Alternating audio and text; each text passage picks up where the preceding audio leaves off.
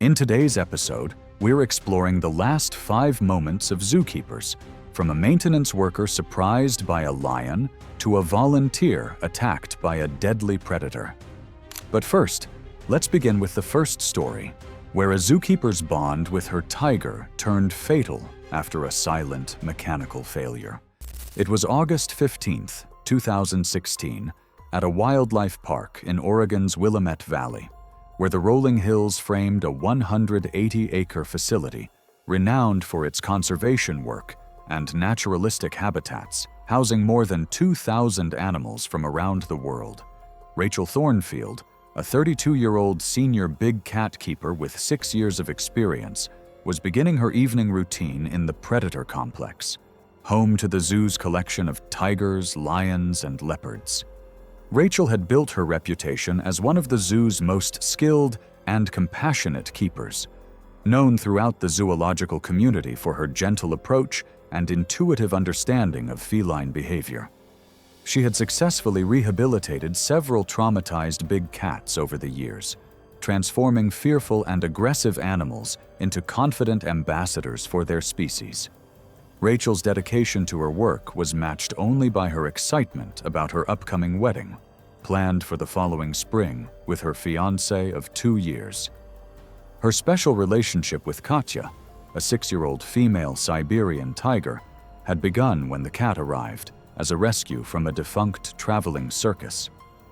Katya had been severely traumatized by years of abuse and neglect, arriving at the zoo as a fearful and aggressive animal who refused human contact.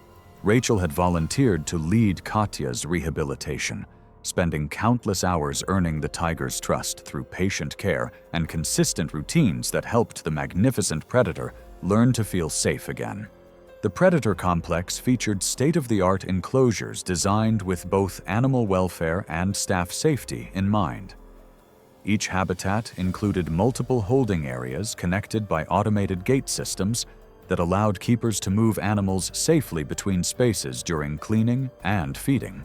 Maintenance logs from earlier in the week had noted minor hydraulic seepage on one of the actuator lines, but the issue hadn't yet been flagged as critical.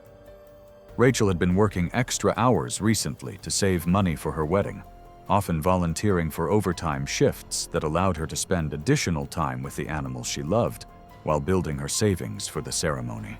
Siberian tigers are the largest living cat subspecies, with adult females weighing between 300 and 400 pounds and possessing the strength to bring down prey twice their size.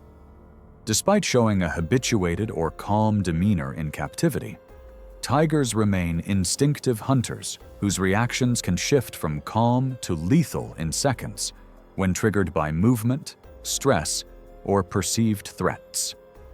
That evening, Rachel checked the automated control system that monitored Katya's location and the status of all gates within the habitat complex. The digital display indicated that Katya was secured in her holding area and that all safety protocols were functioning normally. What Rachel didn't know was that a silent mechanical failure had occurred in the automated gate system earlier that day. A hydraulic seal had begun leaking, causing the gate mechanism to lose pressure gradually over several hours. Rachel was spreading fresh straw near the feeding area when she heard a soft rustling sound behind her. She turned around to find herself face to face with Katya in the main enclosure, with no barriers between them and no immediate escape route available. For a moment, Katya seemed to recognize her keeper, tilting her massive head with what appeared to be curiosity rather than aggression. Rachel began speaking in the soothing tones that had helped build their relationship over 6 years, while slowly backing toward the keeper entrance. The fatal moment came when Rachel made a deliberate movement toward the exit gate, triggering Katya's territorial instincts. The tiger's pupils dilated as her predatory response activated, transforming her from a curious animal into a focused hunter. Katya crouched low and launched herself at Rachel with explosive force, covering the 20 feet between them in a single powerful leap. Katya's 380-pound frame struck Rachel with devastating impact, driving her backward onto the compacted soil and straw bedding that covered the enclosure floor. The tiger's massive front paws pinned Rachel's shoulders, while her powerful hind legs found purchase on Rachel's torso, her razor-sharp claws puncturing through the keeper's uniform and into flesh. Katya's powerful jaws clamped down on Rachel's neck with crushing force, her 4-inch canine teeth puncturing through vital structures, while her bite pressure exceeded 1,000 pounds per square inch. The tiger's instinctive killing bite targeted the base of Rachel's skull, severing the spinal cord and causing immediate unconsciousness. Rachel's screams during the initial moments of the attack echoed through the predator complex, immediately alerting other keepers to the emergency. Staff members arrived within minutes to find Katya standing over Rachel's motionless body, her predatory instincts still engaged as she guarded her kill. Katya was successfully sedated after several tense minutes, allowing veterinary staff and paramedics to reach Rachel's body. However, the tiger's killing bite had proven instantly fatal, with Rachel dying from massive trauma to her neck and spinal cord within the first moments of the attack. The investigation revealed that the hydraulic failure in the gate system had directly caused the fatal encounter. The incident prompted a comprehensive overhaul of the zoo's safety systems, with new redundant monitoring equipment and manual backup procedures implemented throughout the facility. Katya was relocated to a specialized big cat sanctuary in Colorado, where she could live without the stress of public exhibition. Rachel's family established a memorial scholarship in her honor to support students pursuing careers in wildlife conservation and animal care. However, tigers weren't the only big cats that turned deadly for zoo workers. In Detroit, a maintenance worker's routine morning would become a nightmare when a communication error left him alone with a 450-pound African lion. It was March 7, 2015, and the Metro Zoo, located near Detroit, Michigan, was preparing for another day of operations in the industrial heart of the Midwest. The 125-acre facility, built in the 1960s and expanded over the decades, served as an important educational resource for the Detroit metropolitan area, while housing over 1,500 animals from around the world. Jerome Washington, a 44-year-old maintenance worker with 12 years of dedicated service, was beginning his early morning shift in the African Savannah exhibit, home to the zoo's pride of lions. Jerome had built his career on reliability and attention to detail, taking immense pride in maintaining the animal habitats to the highest standards. As a single father supporting his elderly mother and teenage daughter, Jerome often worked overtime shifts and took on additional responsibilities to provide for his family. His colleagues respected his work ethic and his genuine care for the animals, even though his job kept him behind the scenes rather than in direct contact with visitors. The African Savannah exhibit featured a large naturalistic habitat designed to showcase the lions in an environment that resembled their native ecosystem. Jerome's responsibilities included maintaining the complex water and filtration systems that kept the habitat's stream and pond clean and functional. A broken water pipe had been reported the previous evening, requiring immediate repair before the zoo opened to visitors. Jerome had coordinated with the night shift supervisor to ensure that Mufasa, the pride's dominant male, would be secured in his night house during the repair work. The 450-pound lion was known for his impressive mane and powerful build, making him one of the zoo's most popular attractions, but also one of its most dangerous residents. Jerome had worked around the big cats for years and understood the importance of following safety protocols when entering their territories.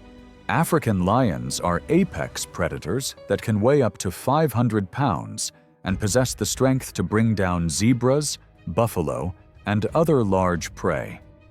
Male lions are particularly dangerous due to their territorial nature and powerful build, with massive shoulder muscles and 4-inch canine teeth designed for crushing bone.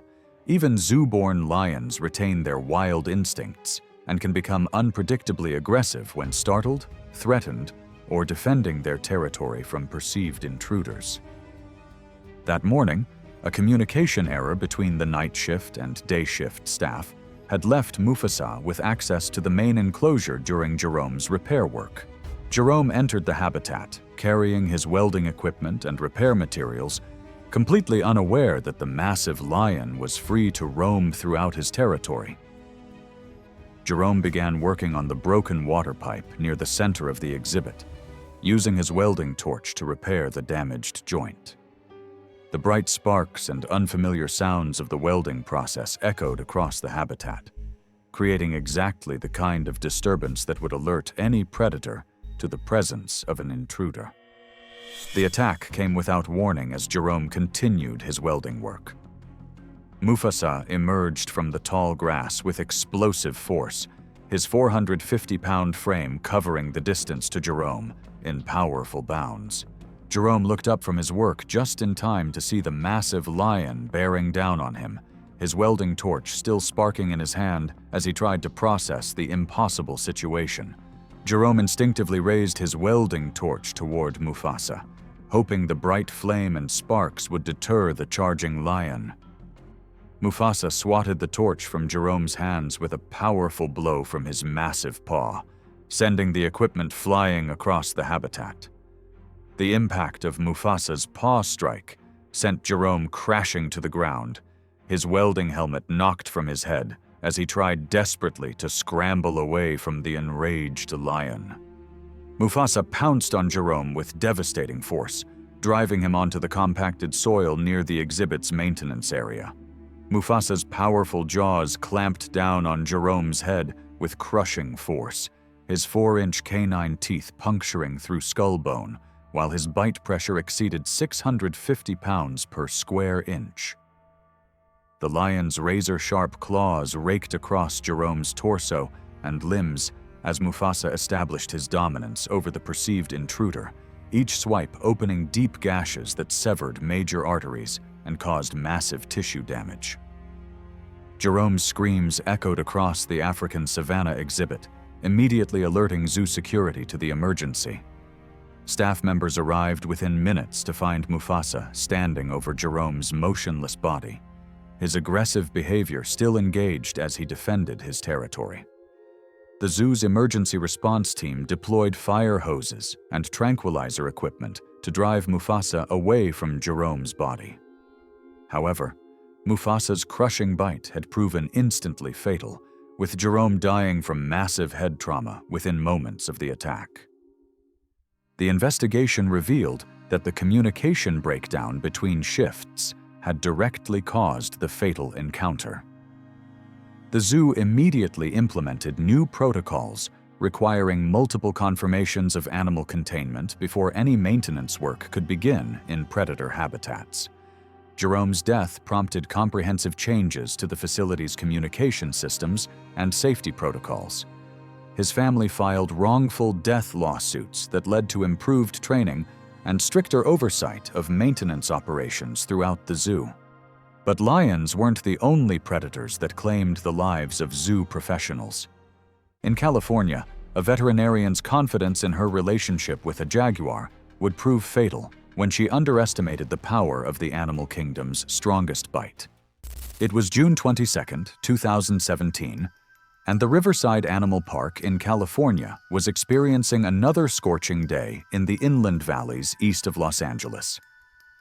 The 75-acre facility specialized in rescued exotic animals and served as both a sanctuary and educational center for visitors interested in wildlife conservation. Dr. Patricia "Patty" Chen, the zoo's 38-year-old head veterinarian, was preparing for a routine health examination of Diego, a 4-year-old male jaguar who had been showing signs of lameness in his left front paw. Dr. Chen had built her reputation on her exceptional skill with exotic animal medicine and her calm demeanor during even the most challenging procedures. She had successfully treated Diego multiple times over the past 3 years, developing what she believed was a strong professional relationship with the 180-pound Jaguar. Her expertise with big cats had made her a sought-after consultant for other facilities, and she was currently working on a research project about Jaguar health in captivity. Diego had been rescued from the illegal pet trade as a juvenile and brought to the sanctuary after being confiscated by wildlife authorities. His early trauma had made him more unpredictable than zoo-born cats, but Dr. Chen's patient approach had allowed her to provide necessary medical care without incident. The Jaguar's current lameness required examination to determine if it was caused by injury, arthritis, or another underlying condition. The veterinary facility featured a specialized medical holding area designed for safe examination of dangerous animals. Standard protocol required full anesthesia for any hands-on examination of big cats, but Dr. Chen had successfully used light sedation for previous routine procedures with Diego. Jaguars are the third largest big cat species and possess the strongest bite force of any feline. These powerful predators are perfectly adapted for crushing the skulls and shells of their prey, making them extremely dangerous to humans in close contact. Dr. Chen entered Diego's medical holding area, carrying her examination equipment and a mild sedative that she believed would keep the Jaguar calm during the procedure. Diego appeared relaxed, lying on his side in the position that had made previous examinations routine. The Jaguar had received only a light dose of tranquilizer, leaving him alert but slightly disoriented. As Dr. Chen prepared her instruments, Diego's tail gave a slow, deliberate flick, a subtle sign of agitation she'd seen before but dismissed as minor restlessness. The attack came the moment Dr. Chen's fingers touched the sensitive area around Diego's injured paw. The Jaguar's pain response, heightened by disorientation from partial sedation, triggered an explosive defensive reaction. Diego's jaws snapped shut on her forearm with devastating force, fracturing the bones in a single bite. He shook his head violently, a defensive motion that magnified the crushing and tearing damage, splintering bone and shredding tissue with each powerful movement. Diego released her mangled arm, only to immediately clamp down on her neck and shoulder, his crushing bite targeting the vital areas that jaguars instinctively attack to kill their prey. The jaguar's powerful jaws worked methodically, crushing bones and severing major blood vessels while his razor-sharp claws raked across Dr. Chen's torso and limbs.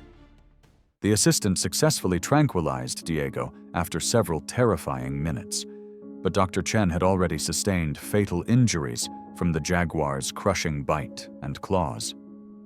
Dr. Chen died from her injuries, despite the heroic efforts of her colleagues and emergency medical personnel.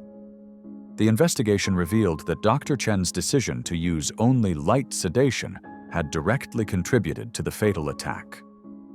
Diego was relocated to a specialized facility in Texas with enhanced security measures and protocols requiring full anesthesia for all medical procedures. Yet jaguars weren't the only predators that proved fatal to those who worked with them. In Arizona, a young keeper's enthusiasm would be no match for a grizzly bear's territorial instincts during his second week on the job. It was October 11th, 2014, at a wildlife park in Arizona's high desert, where perfect autumn weather bathed the red rock formations and tall saguaro cacti in warm light. The 200-acre facility, built among saguaro cacti and red rock formations, specialized in North American wildlife and served as both a tourist attraction and conservation center. Tyler Morrison, a 23-year-old recent college graduate with a degree in zoology, was beginning his second week as a bear keeper, eager to prove himself in his dream job, working with dangerous predators. Tyler had graduated at the top of his class with honors in animal behavior, but his academic knowledge had not yet been tempered by the practical experience that comes from years of working with unpredictable wild animals. His enthusiasm and willingness to volunteer for extra duties had impressed his supervisors. though some veteran keepers worried that his eagerness might lead him to take unnecessary risks. The bear habitat featured a large naturalistic enclosure designed to showcase grizzly bears in an environment that resembled their native mountain ecosystem. Tyler had been assigned to work with Bella, a 600-pound female grizzly known throughout the facility for her unpredictable temperament and aggressive responses to perceived threats. Bella had been rescued as an orphaned cub, but had never fully adapted to human presence, making her one of the park's most challenging animals. Tyler's training had covered the basic safety protocols for working with dangerous animals, but his limited experience had not yet taught him to recognize the subtle signs of animal stress and aggression that veteran keepers learned to read instinctively. The morning routine required careful coordination to ensure that Bella was secured in her den area before any keeper entered the main habitat for maintenance work. A fallen tree branch from the previous night's windstorm needed to be removed from the exhibit before visitors arrived, and Tyler had volunteered to handle the task as part of his training in habitat maintenance. Grizzly bears are among North America's most powerful predators, with adult females weighing up to 700 pounds and capable of inflicting catastrophic damage with their claws and jaws. These massive omnivores are equipped with 4-inch claws and strong jaws that can crush bone, making them extremely dangerous when surprised or when defending food or space. Even hand-raised bears retain their wild instincts and can become unpredictably aggressive when startled or challenged. Tyler had observed senior keepers perform similar maintenance tasks and believed he understood the safety procedures involved. However, his inexperience led him to skip a crucial step in the protocol. He failed to visually confirm that Bella was actually secured in her den area before entering the main habitat. Tyler entered Bella's habitat carrying a chainsaw and rope to remove the fallen branch, completely unaware that the 600-pound grizzly was resting behind a large boulder on the opposite side of the enclosure. The attack came without warning as Tyler bent over to examine the base of the fallen tree. Bella charged from behind the boulder with explosive force, her 600-pound frame covering the distance to Tyler in powerful bounds. Tyler heard the sound of approaching footsteps and turned just in time to see the massive grizzly bearing down on him with unstoppable momentum. Tyler's training kicked in as he tried to reach the nearest tree, hoping to climb to safety before Bella could reach him. However, his inexperience had led him to underestimate both the bear's speed and his own climbing ability. Bella caught Tyler before he could gain enough height to escape her reach, her massive paws swatting him from the tree trunk with bone-crushing force. Tyler crashed to the ground with Bella immediately on top of him, her enormous weight pinning him to the rocky soil while her territorial aggression took complete control. The bear's powerful jaws clamped down on Tyler's head and shoulders, her crushing bite force causing massive trauma to his skull and neck. Bella's 4-inch claws raked across Tyler's torso and limbs, each swipe opening deep gashes that severed major arteries and caused devastating tissue damage. The bear's attack was sudden and defensive, triggered by surprise and close proximity.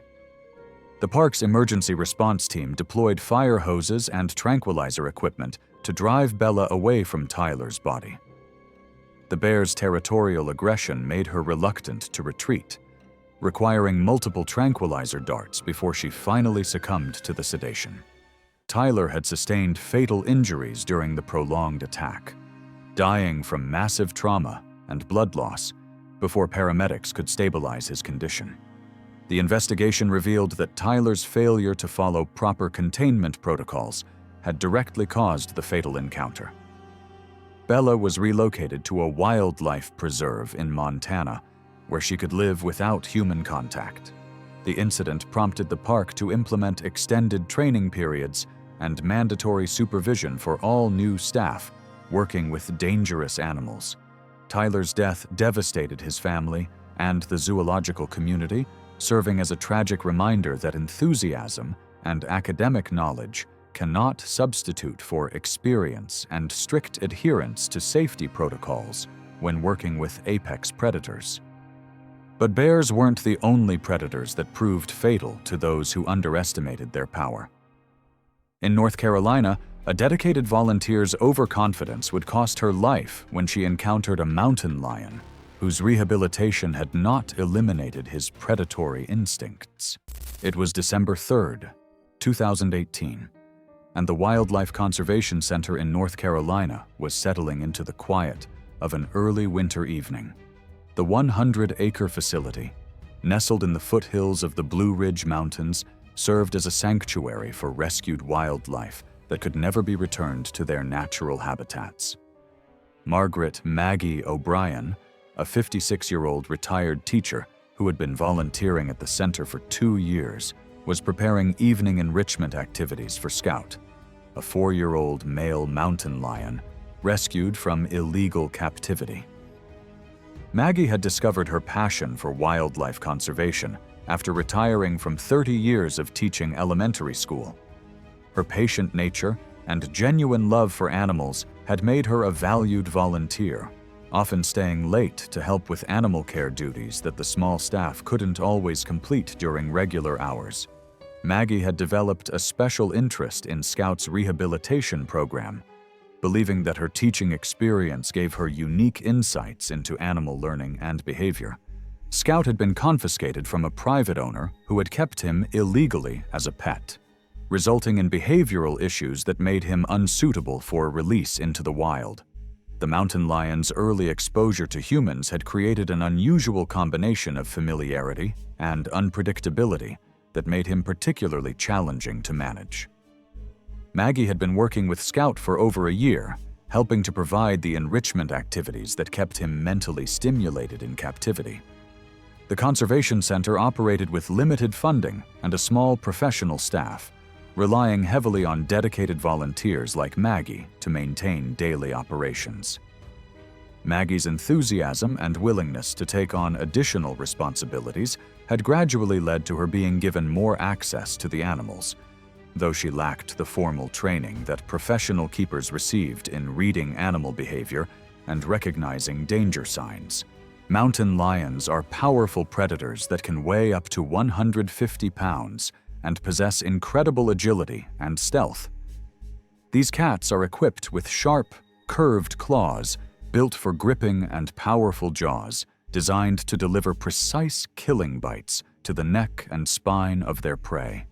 Even mountain lions raised in captivity retain their wild instincts and can become extremely dangerous when their predatory responses are triggered by movement, stress, or territorial disputes. That evening, Maggie was preparing Scout's enrichment activities, which included hiding treats throughout his habitat and arranging toys that would encourage natural hunting behaviors.